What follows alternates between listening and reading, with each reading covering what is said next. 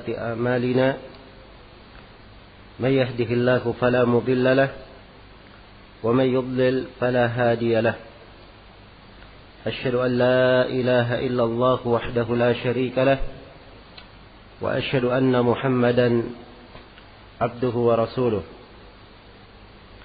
يا أيها الذين آمنوا اتقوا الله حق تقاته ولا تموتن إلا وأنتم مسلمون يا أيها الناس اتقوا ربكم الذي خلقكم من نفس واحدة وخلق منها زوجها وبث منهما رجالا كثيرا ونساء واتقوا الله الذي تساءلون به والأرحام إن الله كان عليكم رقيبا يا أيها الذين آمنوا اتقوا الله وقولوا قولا سديدا يصلح لكم أعمالكم ويغفر لكم ذنوبكم ومن يطع الله ورسوله فقد فاز فوزا عظيما أما بعد فإن أصدق الحديث كتاب الله وخير الهدي هدي محمد صلى الله عليه وآله وسلم وشر الأمور محدثاتها فإن كل محدثة بدعة وكل بدعة ضلالة وكل ضلالة في النار.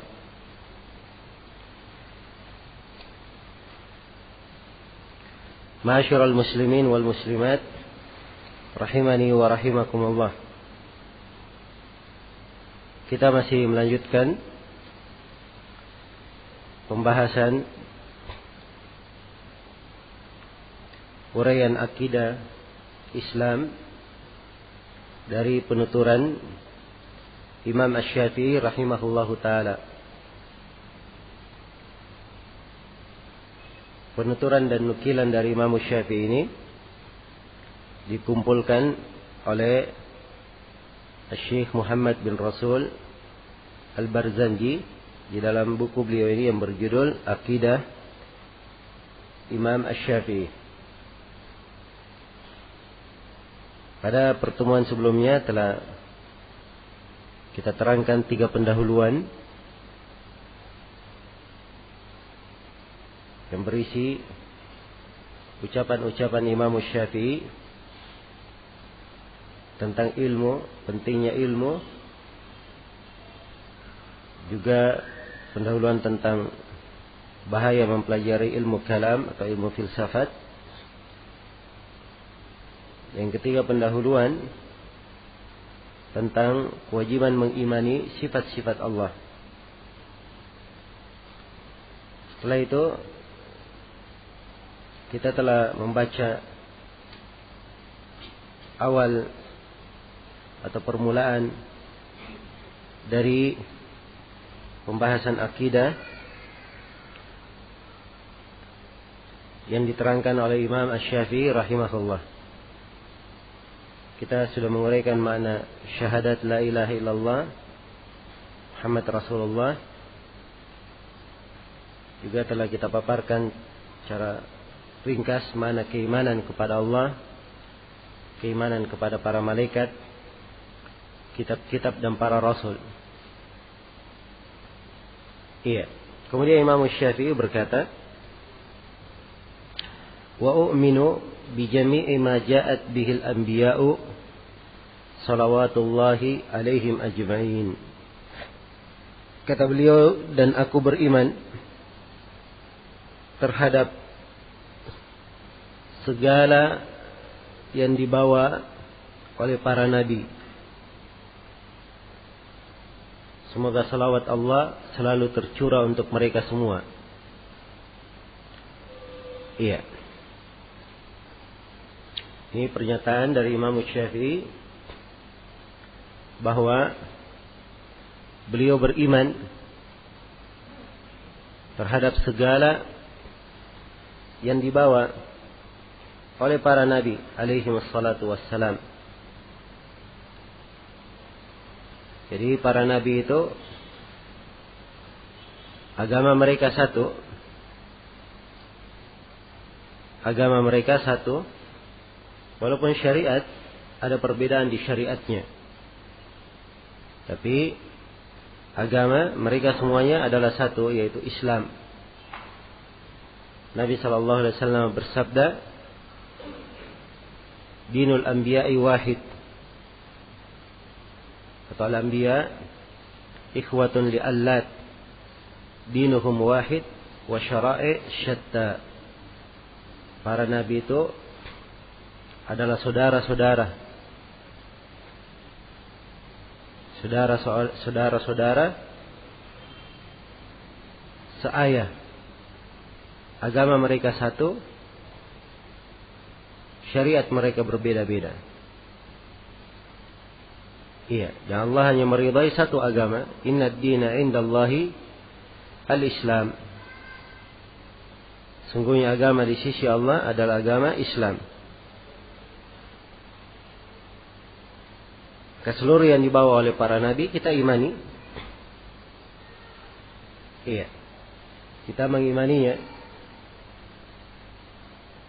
Dan telah kita terangkan bahwa kafir kepada seorang nabi itu artinya kafir kepada seluruh nabi dan rasul.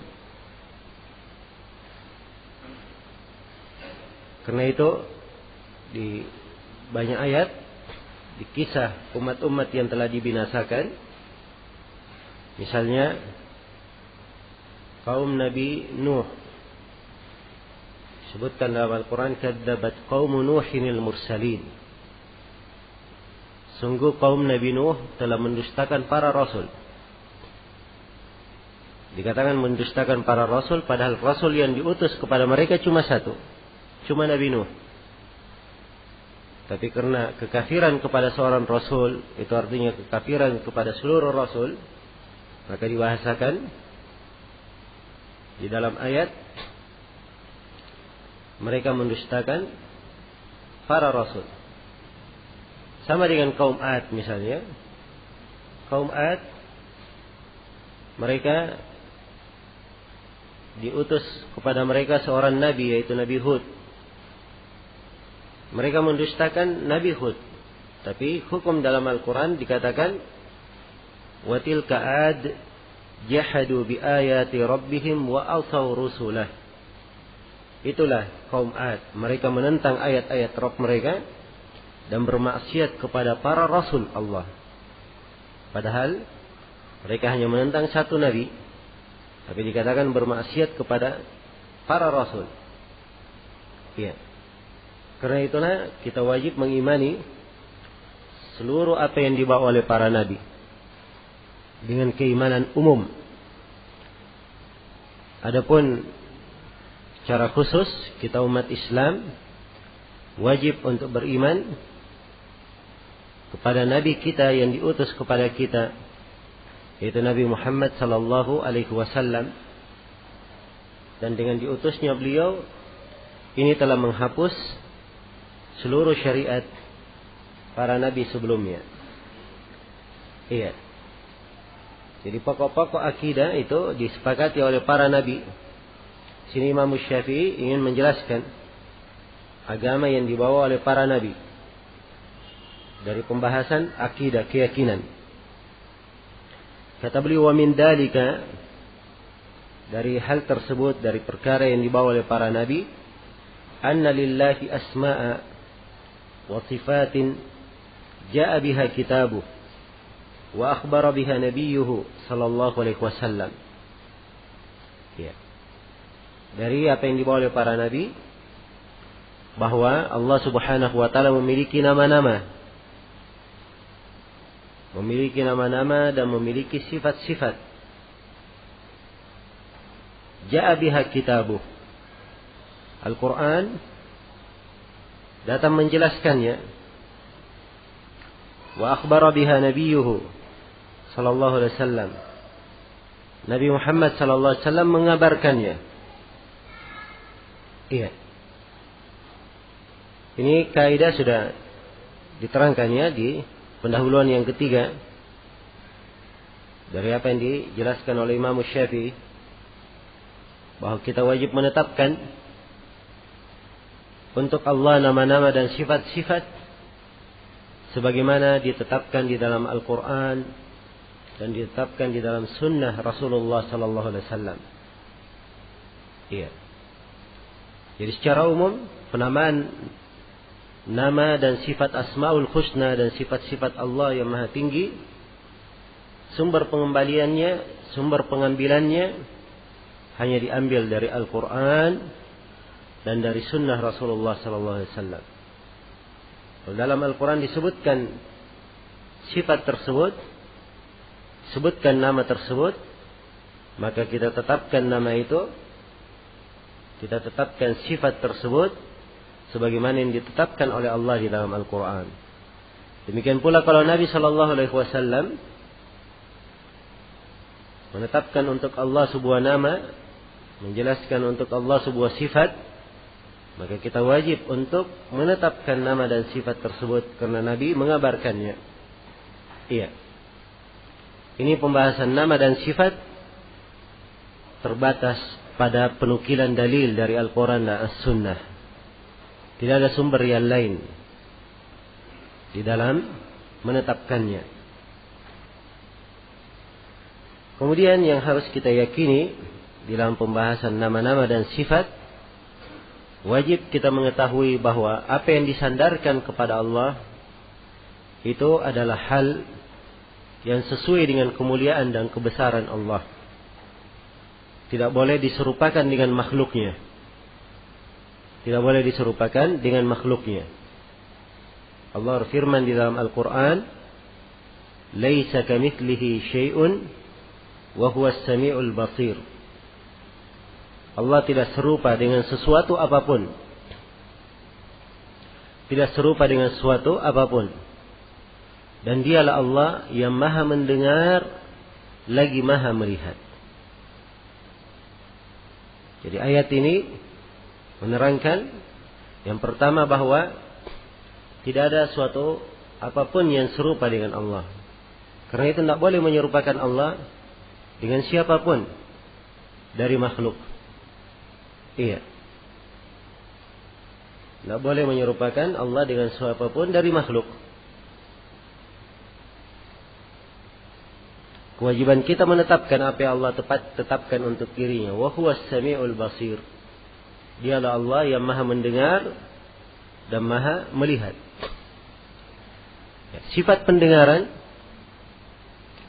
sifat penglihatan, ini umumnya ada di tengah makhluk. Manusia mendengar, melihat. Iya. Kalau kita lihat kepada makhluk yang lainnya, iya. Anggaplah misalnya ayam mendengar dan juga ada penglihatan. Iya. Demikian pula makhluk-makhluk yang lainnya, kambing, sapi, ya, burung dan seterusnya, ada pendengaran dan ada penglihatan. Ya. Jadi kalau disebutkan bentuk nama, namanya sama-sama mendengar, sama-sama apa? Sama-sama melihat. Tapi kesamaan dalam penamaan tidak mengharuskan adanya kesamaan di dalam apa? Di dalam hakikat. Iya. Sekarang mungkin yang duduk di majelis ini ada beberapa orang yang namanya Muhammad. Anggaplah ada 3 orang. Muhammad yang pertama bukan Muhammad yang kedua. Muhammad yang ketiga bukan Muhammad yang pertama. Jelas ya?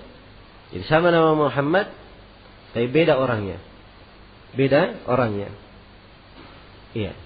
Karena itu tidak harus dari adanya persamaan dalam penamaan menunjukkan keserupaan. Iya.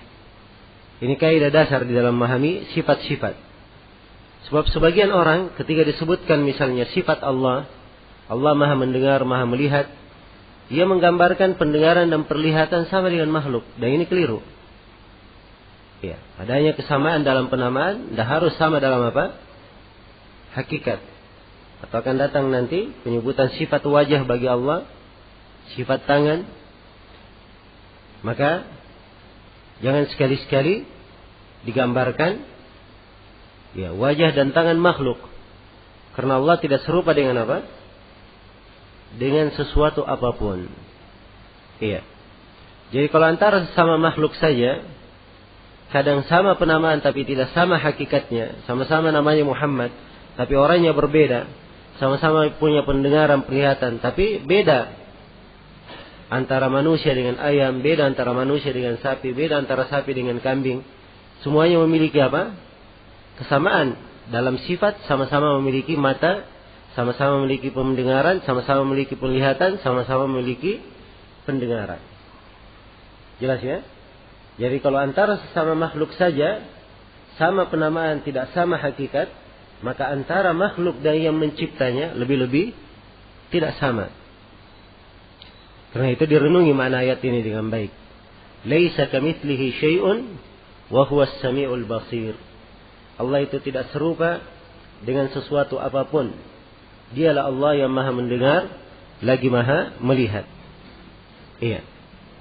Dan syaitan kadang mempermainkan sebagian manusia, apalagi di pembahasan yang agung seperti ini. Kita mengenal nama-nama dan sifat Allah.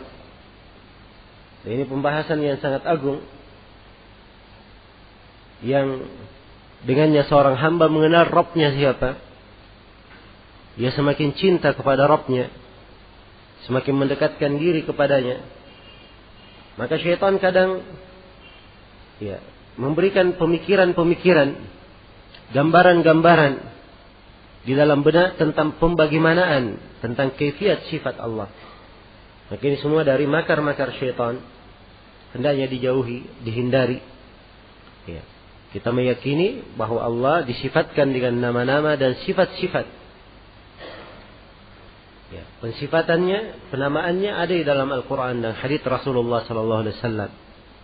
Kita wajib menetapkannya sebagaimana yang Allah Subhanahu wa taala tetapkan untuk dirinya, dan Nabi Muhammad SAW tetapkan hal tersebut untuk Allah Subhanahu wa taala. Sebab Nabi Muhammad beliau mendapatkan wahyu dan beliau yang paling mengenal dan paling mengetahui tentang Rabb-nya. Iya. Jadi di sini Imam Syafi'i menanamkan kaidah, anna lillahi asma'a wa sifatin ja'a biha kitabuh wa akhbara biha nabiyuhu sallallahu alaihi wasallam. Ya. Sesungguhnya Allah memiliki nama-nama dan sifat-sifat. Al-Quran datang menjelaskannya. Nabi sallallahu alaihi wasallam mengabarkannya. Nabi sallallahu alaihi wasallam mengabarkannya. Ya. Kemudian Imam Syafi'i melanjutkan, wa anna lahu ta'ala wajhan biqaulihi azza wa jal kullu syai'in halikun illa wajhah wa qaulihi wa yabqa wajhu rabbika dzul jalali wal ikram. Ya. Kata beliau, sesungguhnya Allah disifatkan baginya dengan sifat wajah.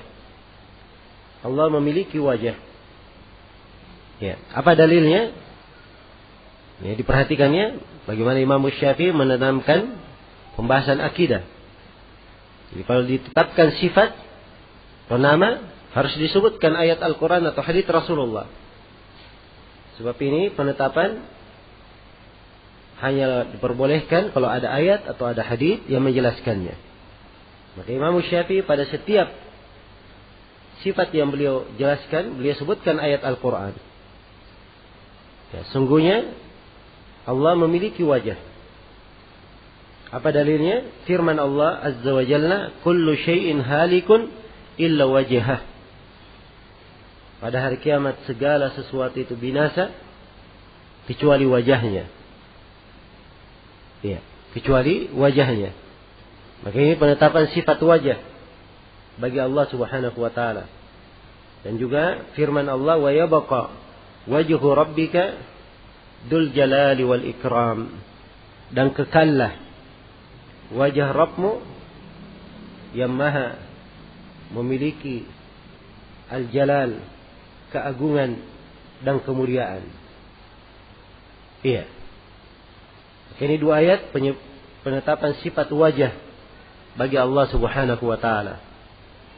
Kita tetapkan sifat ini bagi Allah sesuai dengan kemuliaan dan kebesaran Allah. Ya. Wajah yang sesuai dengan kemuliaan dan kebesaran Allah. Yang pasti tidak serupa dengan makhluk. Ingat kaidahnya ya, ayat laisa kamitslihi syai'un wa huwa as-sami'ul basir. Allah tidak serupa dengan suatu apapun. Dialah Allah yang Maha mendengar lagi Maha melihat. Kemudian kata beliau, wa anna lahu sam'an wa basaran biqaulihi wa huwa as-sami'ul basir.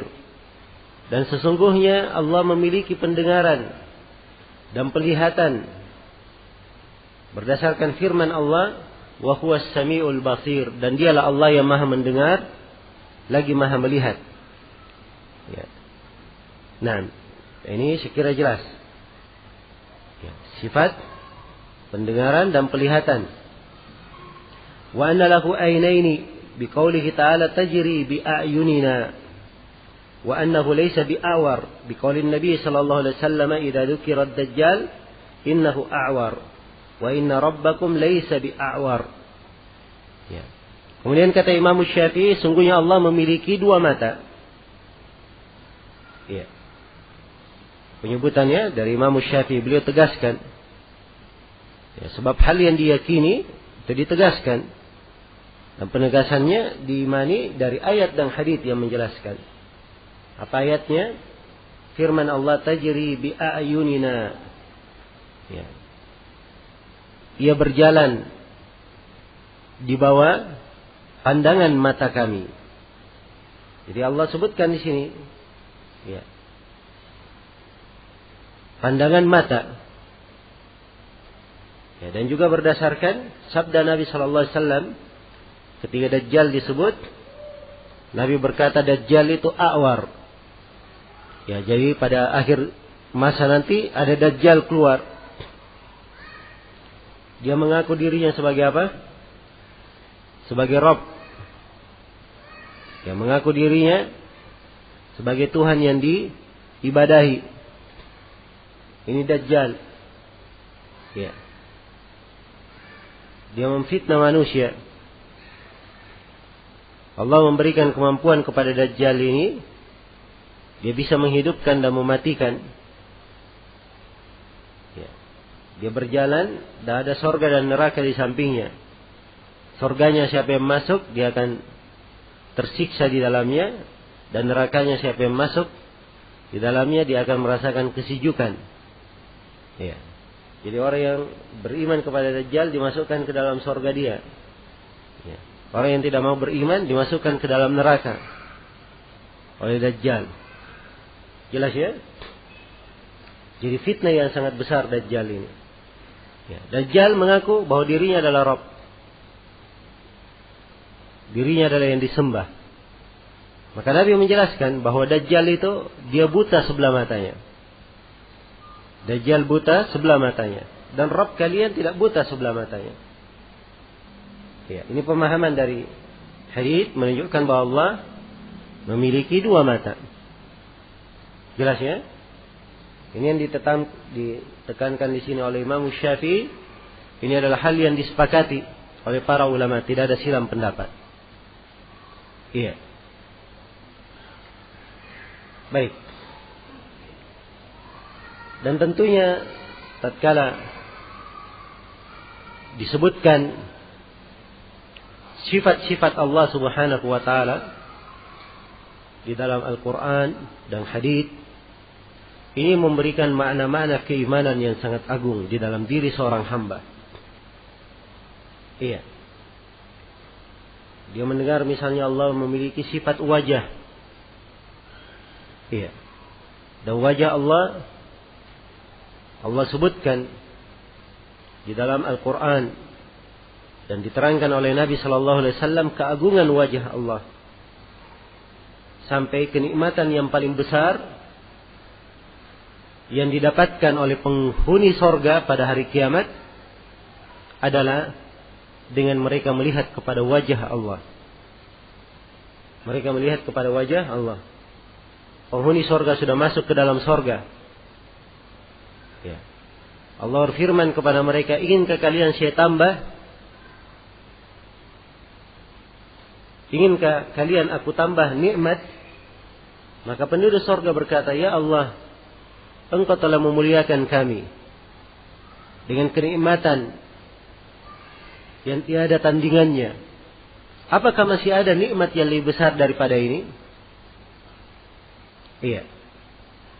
Maka Allah Subhanahu wa taala menyingkap tirai dan penduduk surga pun melihat kepada wajah Allah. Dan itulah kenikmatan yang paling besar yang mereka rasakan.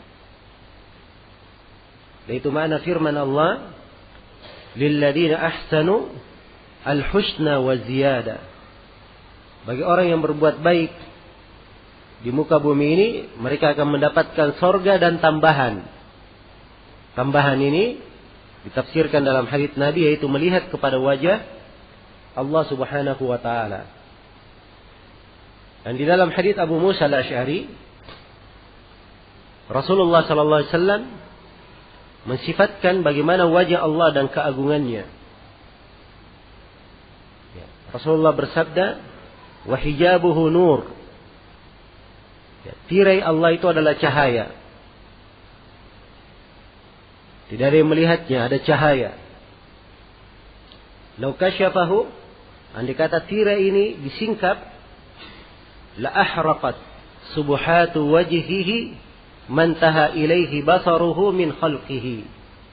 Andai kata tirai ini disingkap, pasti keelokan wajahnya akan membakar seluruh makhluk sejauh pandangan mata Allah Subhanahu wa taala.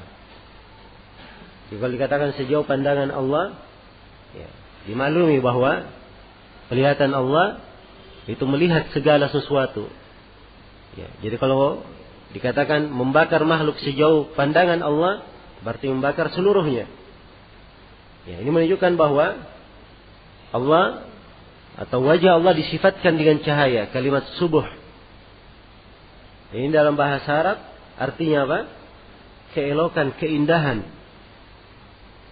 Iya. Dan ini dari hal yang diimani oleh orang-orang yang beriman. Keagungan dan kebesaran Allah. Demikian pula tatkala yang mendengar bahwa Allah disifatkan dengan sifat mendengar dan melihat. Bagi orang yang beriman, ini memberikan rasa takut di dalam dirinya. Karena Allah Subhanahu wa taala Maha mendengar segala yang dia ucapkan. Apakah dia ucapkan dengan terang-terangan atau dia ucapkan dengan kalimat yang pelan, dia ucapkan di dalam hatinya, dia ucapkan sendiri, apa saja yang dia ucapkan, Allah mengetahui, Allah mendengarnya. Allah mendengarnya. Sebab Allah telah menamakan dirinya As-Sami', yang Maha mendengar. Iya. Dan bagi orang yang beriman tatkala ia mengetahui bahwa Rabb-nya mensifatkan dirinya Maha mendengar, dia tidak sembarang berbicara. Dia berusaha berbicara dengan pembicaraan yang baik. Pembicaraan yang baik. Demikian pula tatkala ia mengetahui bahwa Allah Subhanahu wa taala Maha melihat, maka ia pasti akan selalu mengukur perbuatannya. Jangan sampai ia berbuat sesuatu yang tidak dicintai oleh Allah. Karena Allah Maha melihat segala gerak-geriknya, segala perilakunya. Dan ini adalah hal yang dipahami oleh seorang hamba yang mempelajari sifat-sifat Allah. Ya, jadi perhatikan ya, ini diantara makna-makna keimanan yang sangat indah bagi orang yang mempelajari nama-nama dan sifat Allah. Ketika seorang hamba mengetahui bahwa Allah mensifatkan dirinya memiliki dua mata, ya, maka ini menunjukkan dan peringatan bahwa Allah mengawasi setiap yang dilakukan oleh hamba. Iya. Allah mengawasi setiap yang dilakukan oleh hamba. Tidak ada yang luput dari pengawasan Allah Subhanahu wa ta'ala. Kemudian di dalam kelanjutan, setelah beliau menjelaskan 3 sifat sudah di sini. Sifat wajah, pendengaran, penglihatan, dan sifat memiliki 2 mata. Kemudian kata Imam Syafi'i, wa anna lahu kalaman. Dan Allah Subhanahu wa ta'ala disifatkan dengan sifat berbicara. Kalam, itu Allah berbicara. Nah, biqaulihi ta'ala, ya, apa dalilnya bahwa Allah disifatkan dengan sifat berbicara? Berdasarkan firman Allah Ta'ala, wa kallamallahu Musa taklima. Dan Allah berbicara kepada Nabi Musa dengan sebenar-benar pembicaraan. Iya. Dengan sebenar-benar pembicaraan. Jadi ini ayat menjelaskan bahwa Allah berbicara. Allah berbicara kepada Nabi Musa. Iya. Wa biqaulihi, dan juga berdasarkan firman Allah, hatta yasma'a kalam Allah, sampai mereka mendengarkan kalam Allah, firman Allah. Iya. Jadi ini pensifatan yang sangat agung. Allah kabarkan kepada kita bahwa dirinya berbicara. Iya. Allah Subhanahu wa ta'ala terus menerus pada zatnya disifatkan berbicara. Dan Allah Subhanahu wa ta'ala berbicara sesuai dengan kehendak dan keinginannya. Iya. Al-Quran adalah firman Allah, pembicaraan Allah. Allah berbicara dengan Al-Quran. Taurat, Injil, Zabur, semuanya adalah kitab Allah. Allah berbicara dengannya. Jelas ya? Ini semuanya dari kalam, dari pembicaraan Allah. Dari firman Allah Subhanahu wa ta'ala. Maka ini wajib kita imani. Iya. Wajib kita imani. Dan subhanallah, keyakinan ini kalau tertanam di dalam jiwa, ini memberikan makna-makna yang sangat agung. Ia kalau membaca Al-Quran, ia akan lebih khusyuk dan lebih mengagungkannya. Sebab dia tahu bahwa yang dia baca ini bukan sembarangan. Yang dia baca adalah kalam Allah Subhanahu wa ta'ala. Kalam Rabbul Alamin. Pembicaraan Allah Rabbul Alamin.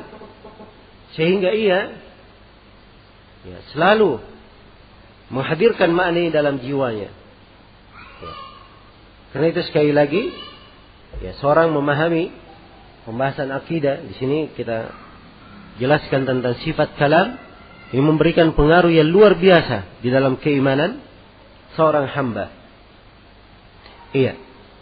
Berhubung di dalam masalah pembicaraan bahwa Allah memiliki sifat kalam, disifatkan dengan sifat kalam ini, ada beberapa penyimpangan yang terjadi dahulu, ya, di sebagian orang, di kalangan sebagian orang dari ahlul bid'ah, orang-orang yang keluar dari jalan yang lurus. Ya. Maka Imam Syafi'i menyinggung hal ini. Beliau memberikan beberapa bantahan. Iya. Karena ini dari sifat al-kalam ini termasuk sifat yang paling banyak diingkari oleh ahlul bid'ah. Banyak diingkari oleh ahlul bid'ah. Mereka tidak menetapkannya. Ada yang mengatakan bahwa Al-Quran itu adalah makhluk. Iya. Maka Imam Syafi'i ingin membantah seluruh hal itu. Iya. Jelas ya? Maka di pembahasan berikutnya di sini Imam Syafi'i membuka pembicaraan tentang Al-Quran. Kata beliau, wa anna al-Qur'ana kalamullahi munazzalun ghairu makhluk. Kata Imam Syafi'i, sesungguhnya Al-Quran adalah kalamullah. Al-Quran adalah firman Allah. Iya. Munazzalun, diturunkan dari sisi Allah. Ghairu makhluk, bukanlah makhluk. Iya. Sini 3 penekanan dari Imam Syafi'i tentang Al-Quran.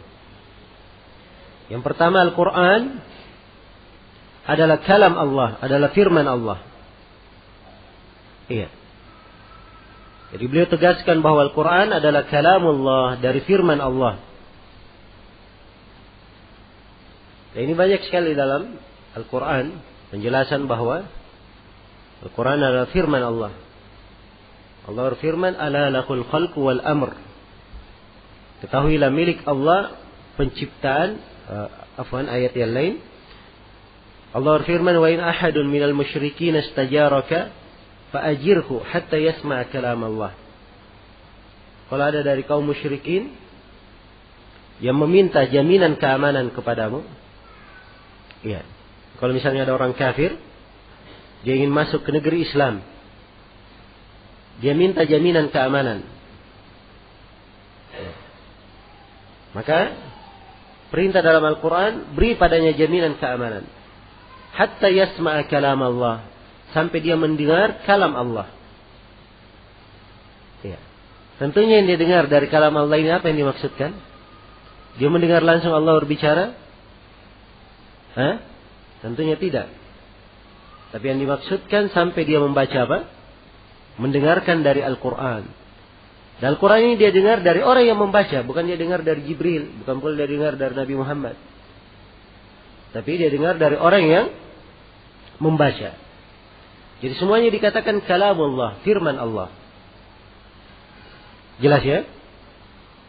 Iya. Dan Nabi SAW di dalam hadits riwayat Bukhari dan Muslim, ya, di masa beliau di Mekah, di musim haji beliau mengajak banyak kabilah kepada Islam. Ya. Dan beliau menawarkan kepada umat, kepada manusia untuk hal tersebut. Dan beliau berkata, "Fa inna Quraisyan mana'uni an uballigha kalama Rabbi." Sesungguhnya orang-orang Quraisy melarang saya untuk menyampaikan kalam Rabbku. Jadi Al-Quran disebutkan apa? Disebut kalam Allah Subhanahu wa ta'ala. Ya. Jadi ini penekanan dari Imam Syafi'i bahwa Al-Quran adalah kalamullah. Ingat ya, kalau dikatakan kalamullah, firman Allah itu adalah sifat dari sifat Allah. Ya, bahwa berarti Al-Quran ini dia dari sifat Allah Subhanahu wa ta'ala. Jelas ya? Dia dari kalamullah, dari firman Allah, dan firman Allah itu adalah sifat Allah Subhanahu wa ta'ala. Munazzalun, Al-Quran diturunkan. Iya. Diturunkan Al-Quran itu. Diturunkan. Sebagaimana di dalam ayat Al-Quran, Allah berfirman, "Nazala bihir ruhul amin." Al-Quran itu dibawa oleh ruh yang terpercaya, itu Jibril yang membawanya, menurunkannya. Allah berfirman, "Tanzilul kitabi la raiba fihi min rabbil alamin." Kitab diturunkan, tidak ada keraguan padanya, diturunkan dari sisi Allah Rabbul Alamin. Iya. Jelas ya? Diturunkan. Dan banyak sekali ayat menyebutkan kata nazzala, diturunkan, anzala, menurunkan, dan yang semisal dengannya. Ini menunjukkan bahwa Al-Quran diturunkan.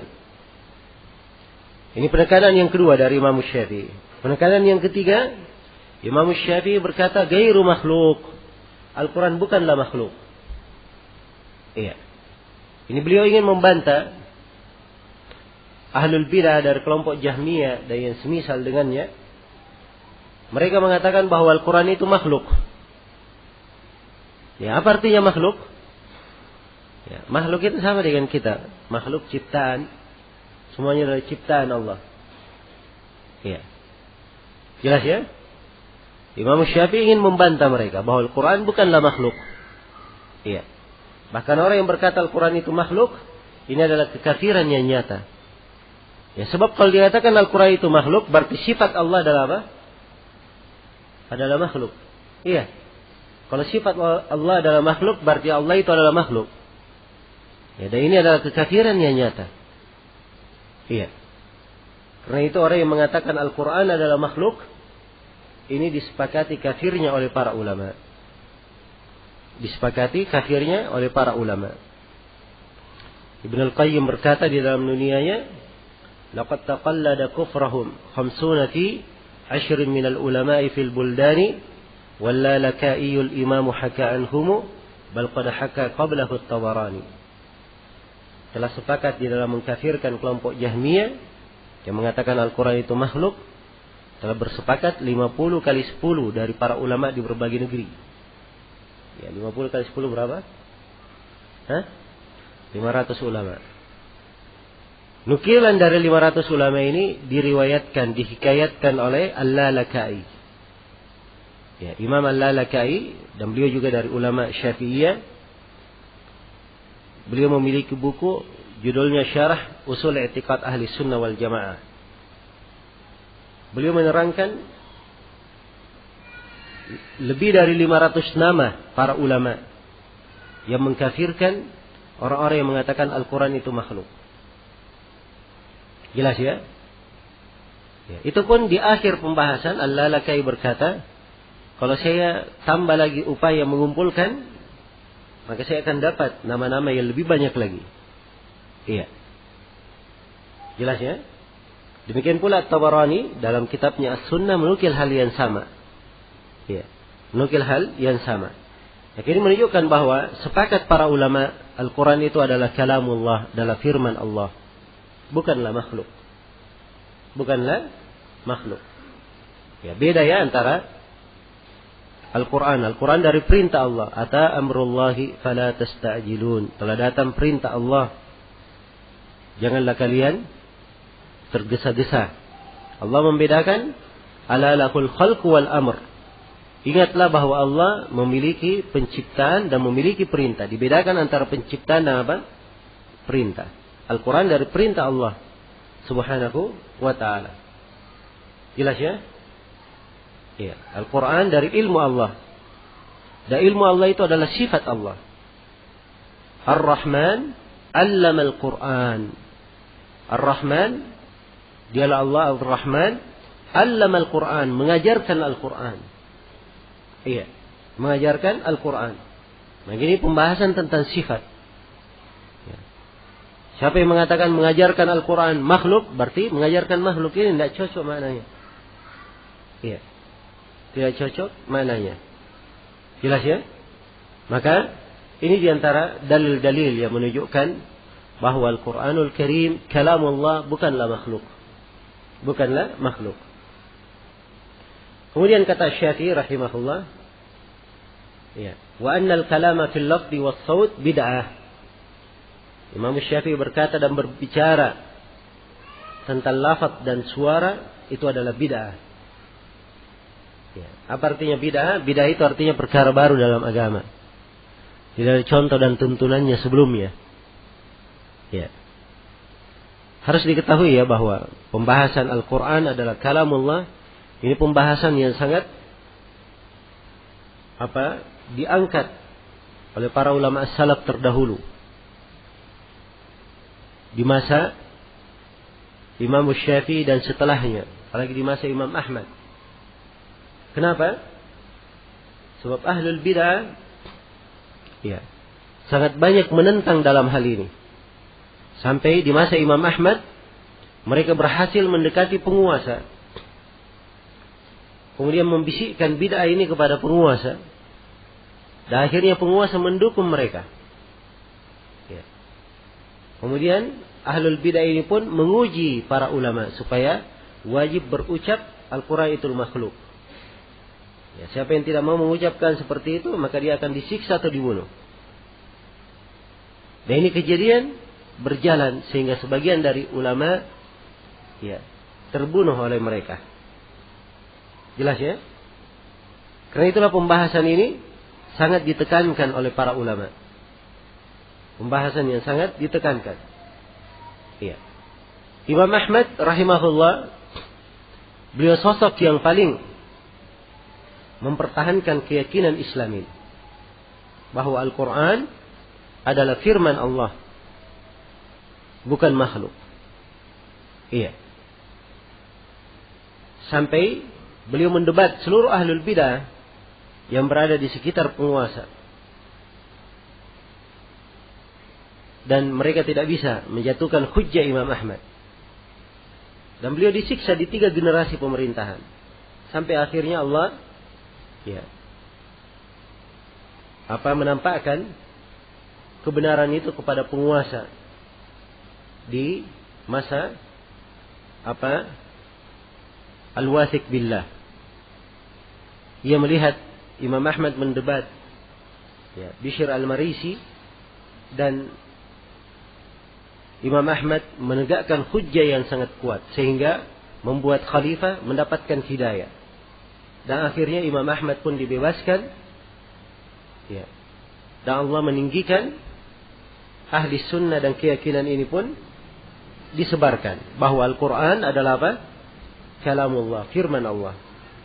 Nah, tatkala keyakinan ini sudah mulai tersebar dan kuat, maka manusia pun mengetahui bahwa siapa yang berkata Al-Quran itu makhluk, ini pasti ahlul bidah. Iya. Maka orang-orang yang tadinya mengatakan Al-Quran itu makhluk, ahlul bidah ini mulai mencari jalan lain. Ya. Biasa bid'ahnya sudah ketahuan, akhirnya bid'ahnya dikemas dengan cara yang lebih baik. Ya. Mereka tidak mengatakan Al-Quran itu adalah makhluk, tidak. Tapi mereka cari bahasa yang bersayap. Ya. Mereka berkata, saya membaca Al-Quran itu adalah makhluk. Ya. Dia pakai kalimat apa? Membaca Al-Quran. Ya. Mereka meyakini membaca Al-Quran maksudnya Al-Qurannya itu makhluk. Ya. Jelas ya? Tapi orang mendengar kalimat membaca itu perbuatan makhluk. Ya kan? Perbuatan hamba membaca. Dan perbuatan hamba itu adalah makhluk. Jadi mengandung dua kemungkinan. Ya, karena itu Imam Syafi'i di sini menegaskan, al-kalamu fil lafaz was saut bid'ah. Berbicara tentang lafaz, yaitu orang yang mengatakan lafzi bil Quran, saya melafadzkan Al-Quran, itu adalah makhluk. Berbicara tentang lafaz ini adalah bid'ah. Iya. Jelas ya? Ini maksud dari Imam Asy-Syafi'i. Iya. Kalau kita lihat kepada pokok masalahnya, ya, harus dibedakan antara firman Allah dan perbuatan hamba. Firman Allah, kalamullah adalah sifat Allah, bukan makhluk. Jelas ya? Kalau perbuatan hamba, apa yang merupakan perbuatan hamba? Perbuatan hamba adalah apa? Adalah makhluk. Ya Allah firman dalam Al-Quran, wallahu khalaqakum wa ma ta'malun. Allah yang menciptakan kalian dan menciptakan amalan kalian. Jadi kita adalah ciptaan Allah, amalan kita juga adalah ciptaan Allah. Kita adalah makhluk, amalan kita adalah apa? Adalah makhluk. Juga Allah firman, Allahu khaliqu kulli syai'. Allah pencipta segala sesuatu. Ya semuanya dikatakan ciptaan Allah. Jelas ya? Allah Subhanahu wa taala nama-nama dan sifatnya, Al-Quran dari sifat Allah, ya, adalah pencipta. Allah adalah pencipta. Tidak dikatakan makhluk. Selain daripada itu, semuanya dikatakan apa? Dikatakan makhluk. Allahu khaliqu kulli syai'. Allah mencipta segala sesuatu. Iya. Maka perbuatan hamba adalah ciptaan Allah. Perbuatan hamba adalah makhluk. Iya. Jadi orang yang berkata, lafadzku membaca Al-Quran adalah makhluk, ya ini mungkin benar, mungkin salah, tergantung keyakinannya. Ya, kalau dia katakan lafadzku membaca Al-Quran, yaitu perbuatanku melafadzkan Al-Quran, ya betul, perbuatannya memang adalah apa? Adalah makhluk. Ya. Tapi kalau yang dia maksud, lafadzku membaca Al-Quran, maksudnya yang dia lafadzkan Al-Quran yang dia baca itu makhluk, ini salah atau benar? Hah? Ini salah tentunya. Sebab Al-Quran yang dibaca itu adalah apa? Kalamullah. Ya, Al-Quran memang ditulis. Ya. Ditulis dengan tinta di atas kertas. Tinta dan kertas adalah apa? Adalah makhluk. Tapi yang tertulis adalah kalamullah. Adalah firman Allah. Iya. Al-Quran dibaca. Orang yang membacanya adalah makhluk. Suara yang membacanya adalah makhluk. Tapi yang terbaca adalah apa? Adalah firman Allah, bukan makhluk. Iya. Al-Quran dihafal. Iya. Hamba yang menghafalnya adalah makhluk. Upaya dia menghafal itu adalah makhluk. Tapi yang dihafalkan adalah apa? Adalah Al-Quran, firman Allah. Dan firman Allah bukanlah apa? Bukanlah makhluk. Jelas ya? Jadi dibedakan antara firman Allah dan perbuatan hamba. Ini pokok masalahnya. Ya. Jadi Imam Syafi'i di sini, sebagaimana para imam yang lain, ingin menjaga kemurnian akidah kaum muslimin. Ya, karena itu masuk ke dalam kata lafaz saya membaca Al-Quran ini membuka keraguan, membuka pintu kesamaran. Karena itu beliau berkata, berbicara tentang lafaz itu adalah bid'ah. Adalah apa? Adalah bid'ah.